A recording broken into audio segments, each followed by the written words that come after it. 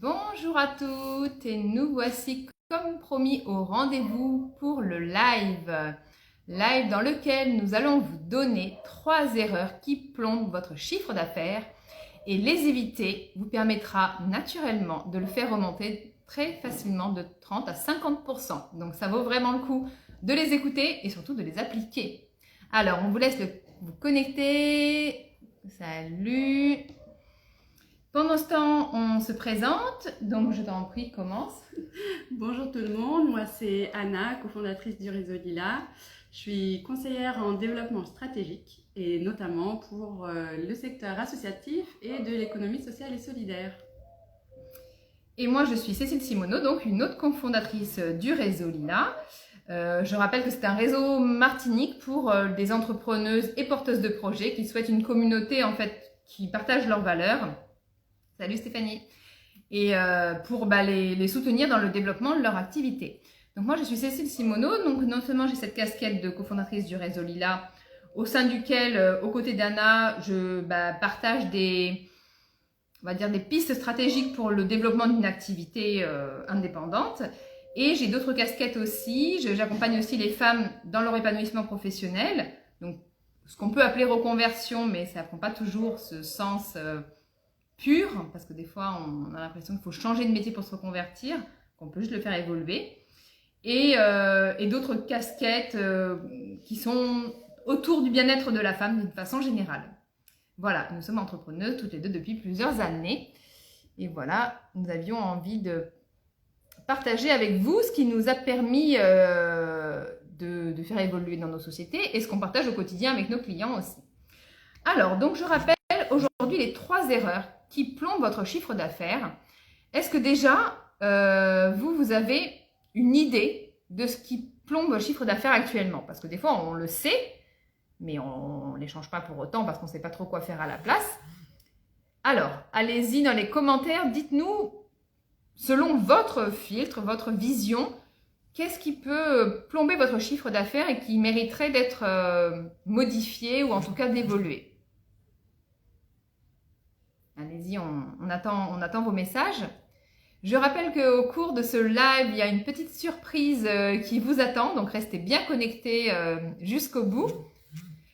Pendant que vous écrivez aussi vos commentaires, je rappelle qu'il y a 3 actualités sur notre réseau en ce moment. La première chose, c'est que nous ouvrons à nouveau les inscriptions à notre réseau. Merci d'ailleurs aux 35 membres qui le composent déjà. Merci pour votre confiance. Donc les inscriptions sont encore ouvertes, soit il y a le lien sur notre page, soit vous nous envoyez un message privé et nous vous le transmettrons. La deuxième actualité, c'est que nous organisons en février des journées qu'on a appelées Boost, des journées qui sont destinées à vous aider à doubler votre chiffre d'affaires grâce à un plan d'action personnalisé et donc une journée d'immersion totale de 9h à 17h, à la sortie desquelles vous aurez une analyse personnalisée de vos problématiques, de vos besoins de développement, et ensuite qui mis en application pourront vous permettre de faire évoluer votre chiffre d'affaires facilement. Alors, c'est nécessaire de se faire connaître tout d'abord. Oui, tout à fait. Hein, pour évidemment faire développer son chiffre d'affaires, bien sûr, il faut développer une communauté. Tout à fait. Est-ce qu'il y a d'autres idées? Alors Stéphanie qui nous dit erreur identifiée et ajustée ou en cours, tarif trop bas et ne pas exploiter le fichier client. Excellent Stéphanie, on sent les expertes là. On sent celles qui ont suivi les derniers ateliers stratégiques du réseau. En tout cas, bravo à toi, c'est top comme prise de conscience et tu sais que nous serons là pour t'aider à continuer sur ce chemin. Effectivement, tu as mentionné au moins une erreur que nous allons un peu développer aujourd'hui. D'autres idées, celles qui sont connectées?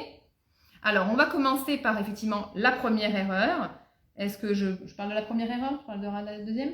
Allez. Donc, la première erreur, effectivement. Ah bah voilà, Stéphanie qui nous donne...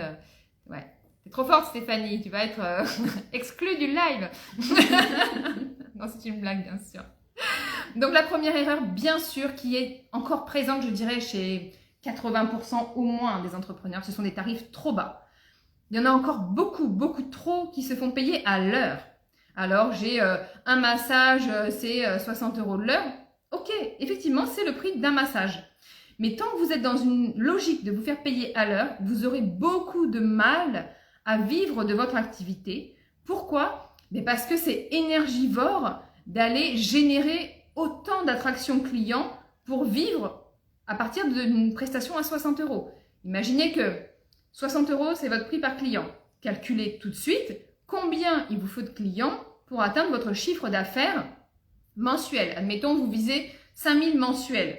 Non, les 6 000, ça sera plus facile pour le calcul. Non, je suis forte en maths, mais là, pas aujourd'hui. Donc, vous voulez atteindre 6 000 mensuels, d'accord? Et vous avez une prestation à 60 € de l'heure. Eh bien, allez, le petit calcul rapide, niveau CE1, il vous faut 100 clients par mois. Alors, vous allez me dire, oui, mais c'est pas forcément 100 différents. Certes, en tout cas, c'est énormément d'énergie pour convaincre, donner confiance et donner envie à 100 clients chaque mois, parce que chaque mois, il faut recommencer, de venir chez nous. Parce que 6 000, c'est ce que ça va générer comme chiffre d'affaires. Derrière, vous avez des charges, etc. Donc, je pense que c'est une bonne base. Vous voyez l'idée? Alors que si vous avez une prestation à 2 000, allez, on fait un calcul rapide, pour atteindre 6 000 de chiffre d'affaires, il vous faut plus que 3 clients. Ah ouais, d'un coup, c'est beaucoup plus facile. Donc, j'espère que ce petit exemple vous donne conscience. Est-ce que parmi ceux qui sont connectés, grâce à cet exemple, vous vous rendez compte que vous faites partie des personnes qui ont des tarifs beaucoup trop bas? Pendant que vous répondez, je tiens à préciser que, attention, c'est pas parce qu'on change les tarifs qu'on fait n'importe quoi. C'est pas parce qu'on change les tarifs qu'on a derrière le même service. Bien sûr que si vous voulez demain vendre un massage d'1 heure à 500 €, il y a des chances que vous ayez 0 client. On est bien d'accord. Mais c'est pour ça que derrière, coucou Emmanuel. Oui, moi, on fait coucou de la main comme ça, tu vois, comme ça au moins c'est plus simple. Donc, qu'est-ce que je voulais dire? Donc, en fait, c'est de dire comment je peux reconfigurer mes offres pour les rendre à la fois irrésistibles et beaucoup plus rentables, avec beaucoup moins d'énergie dans l'attraction client. Est-ce que ça vous parle? Est-ce que parmi vous, déjà, cette première erreur, vous identifiez dedans? Est-ce que c'est quelque chose que vous faites encore et que vous aimeriez, coucou Eliane, que vous aimeriez faire évoluer? Donc, je rappelle pour celles qui sont connectées, la première erreur, ce sont souvent des tarifs beaucoup trop bas. Et le fait de réfléchir à ce qu'on peut proposer comme tarif, ben, en fait, c'est tout simplement proposer plus un service, mais une transformation, une expérience, la réponse à une souffrance. L'axe de réflexion pour la construction d'une offre de haute valeur, c'est ça, vraiment ça. Quelle est la souffrance de votre client?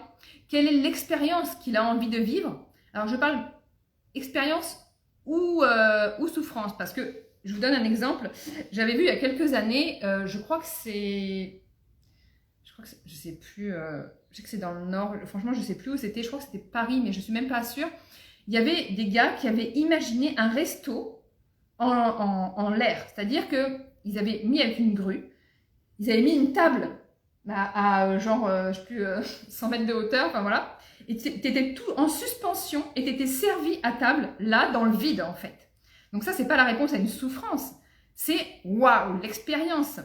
Des gens qui font, qui achètent hyper cher des voyages ou des trucs comme ça, c'est pas une réponse à une souffrance.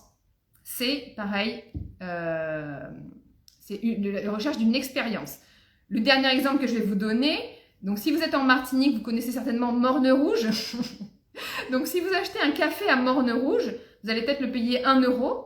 Et si vous achetez le même café sur les Champs-Élysées, ben vous allez le payer 5 €. Le café aura le même goût, la quantité de café sera probablement identique, mais c'est l'expérience qui vous est vendue. Bon, certainement le prix du loyer aussi, mais qui est basé sur le même principe finalement. Vous voyez l'idée? Donc c'est ça qu'il faut réfléchir sur vos tarifs actuels. Comment je peux transformer mes compétences pour apporter une expérience ou la réponse à une souffrance à mon client. Et de cette façon, construire des offres beaucoup plus élevées et donc avoir une meilleure rentabilité avec moins d'énergie. Eh ben, écoute, Cécile, c'est la bonne transition pour parler de la deuxième erreur à éviter. Mais avant ça, je voudrais quand même rassurer les personnes qui ont décidé de proposer en fait des services à des petits prix. Parce que il peut y avoir une stratégie derrière qui est de dire je vends à petit prix, mais en masse. Oui. Et du coup, là, on n'est plus dans le même engagement. Et si en fait, vendre un petit prix vous prend 2 minutes finalement, et que vous vendez ça, une fois qu'on est lancé, c'est pas de la vidéo, on va voir si ça revient. Ça devrait. Est-ce que vous nous entendez toujours? Mettez-nous un petit commentaire. Sans arrêt. D'accord. Bon, je vois que c'est peut-être un problème général.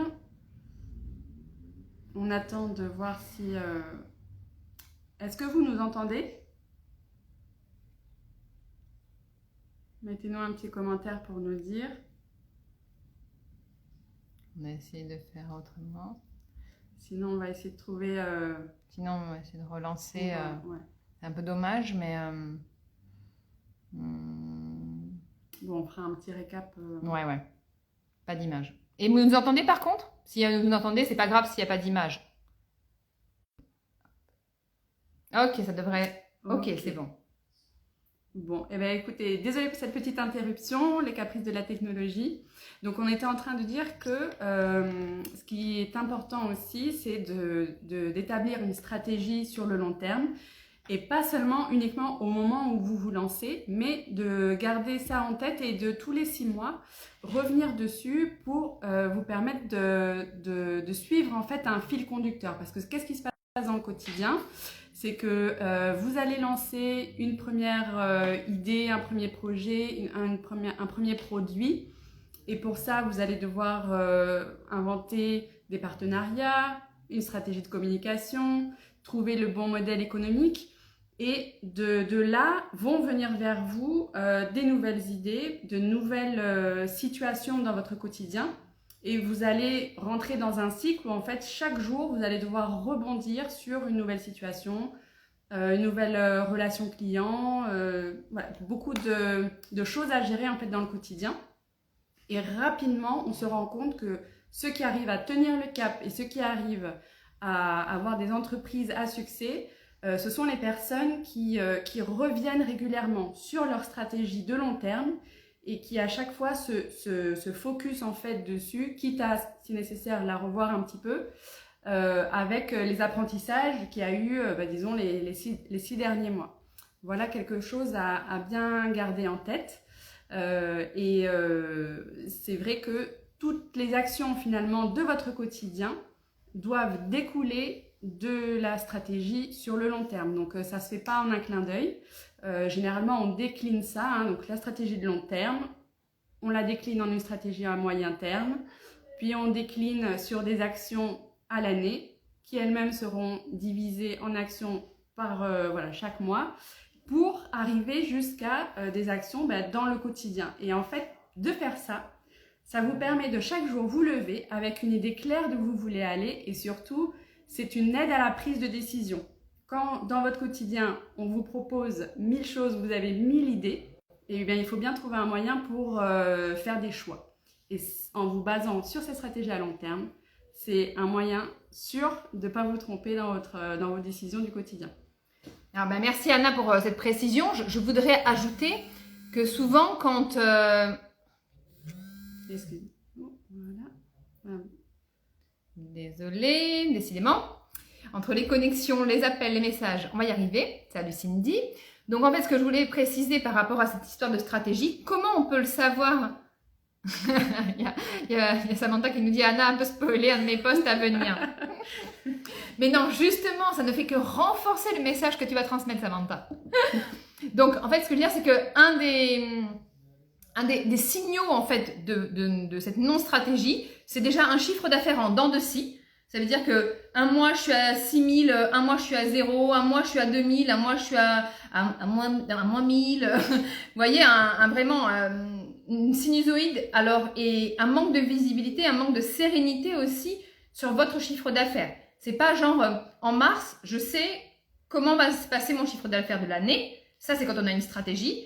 Et quand on n'a pas de stratégie, c'est en mars, je croise les doigts pour que avril, ça rentre.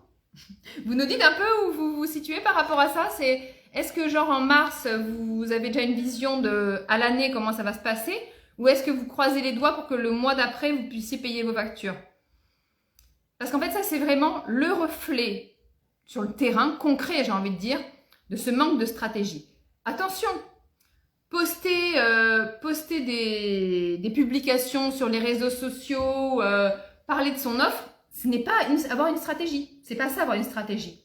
Avoir une stratégie, c'est de se rappeler qui est notre client idéal, quelles sont nos visions donc, à long terme, comme l'a dit Anna, quels sont aussi les différents moyens que j'ai choisis pour parvenir à mes objectifs, et en fait, chaque jour, réévaluer ce que je fais, est-ce que c'est cohérent?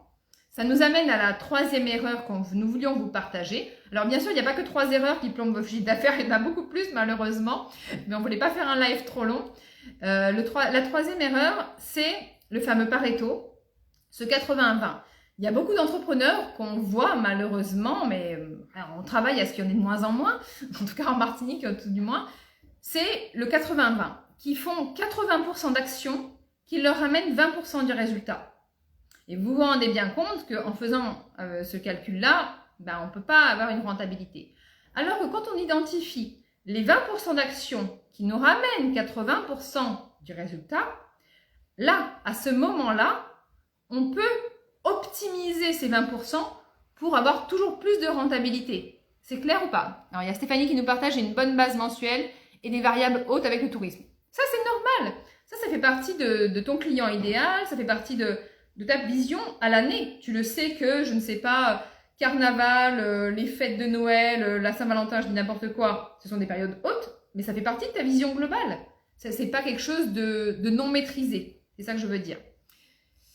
Donc, par rapport au 80-20, ce qui est important, c'est de dire aujourd'hui, quelles sont, en gros, mes tâches quotidiennes. Dans chacune de ces tâches, qu'est-ce que ça me rapporte? Alors, on peut faire plusieurs colonnes, on peut dire, est-ce que ça me rapporte en termes de visibilité? Qu'est-ce que ça me rapporte en termes de rentabilité? Qu'est-ce que ça me rapporte en termes de construction de mon projet à long terme? Vous voyez, parce que, évidemment, le retour peut être évalué sur plusieurs axes. Et mettez un taux par rapport à ça. Et toutes les tâches qui vous ramènent moins de 50% d'efficacité dans ces thèmes-là, soit vous arrêtez de les faire, soit vous modifiez la façon dont vous les faites. Hein, Anna, on est d'accord. Hein. Alors, Anna, c'est un peu la pro de l'organisation. Là, je vais un peu piquer son sujet. C'est très bien. Ça montre qu'il y a des synergies dans nos expertises. Donc, c'est très bien. Je vais, tu sais, Cécile, en fait, j'ai envie de bouleverser un peu le programme qu'on avait prévu et de donner un bonus, en fait. Mais carrément, fais-toi plaisir. Voilà, parce que je le vois trop souvent et c'est une erreur qui est très naturelle. Enfin, je veux dire, mais en tout cas, c'est que vous avez toutes celles que vous les écoutez, et puis tous, parce qu'il y a des entrepreneurs aussi, messieurs, qui nous suivent, c'est que vous avez la capacité de faire énormément de choses au niveau professionnel.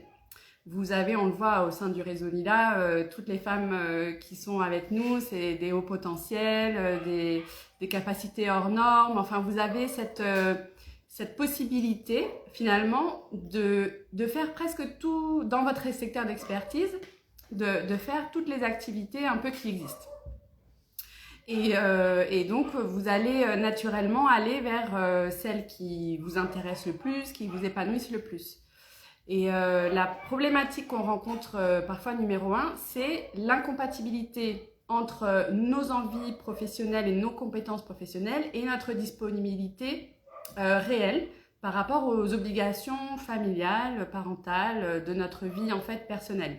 Et donc, quand vous avez 10 produits ou 10 services possibles à proposer, je vous invite à valoriser en fait le temps nécessaire pour leur mise en place et le temps que ça va constituer dans votre quotidien et de voir si c'est vraiment compatible avec votre réalité tout simplement. Parce que quand parfois on se met la casquette entrepreneuse et on est pleine d'ambition, de grands projets. Et puis quand on se lance et que finalement, à cause de nos obligations personnelles, on est freiné, on ne peut pas tout mettre en place, ça crée une réelle frustration. Et en plus, ça nous met en porte-à-faux par par rapport à nos clients parce qu'on ne peut pas délivrer exactement ce qu'on avait promis de faire.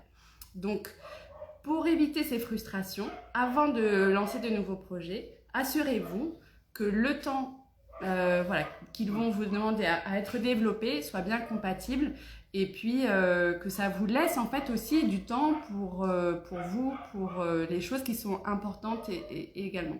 Voilà. Ben merci pour ce complément, Anna. Je pense que ça a parlé à plusieurs d'entre vous. Hein. On est nombreuses, je pense, à être tout le temps tentées. Une nouvelle idée, génial, non, je vais faire une nouvelle offre, etc. En fait, on s'épuise et on s'épuise en énergie et on perd aussi en efficacité en faisant ça. Et en faisant ça, on a du mal à atteindre une rentabilité. Croyez-nous, on en a fait plein de fois l'erreur. C'est bien de quoi on parle. D'accord, donc je rappelle les 3 erreurs vraiment absolument à éviter.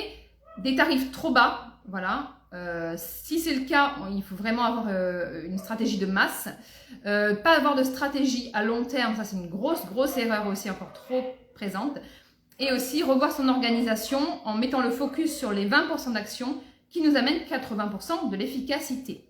Donc pour compléter ça, on voulait vous partager les axes à mettre en place pour sortir de ces erreurs. J'ai envie de dire que la première, ça serait de définir son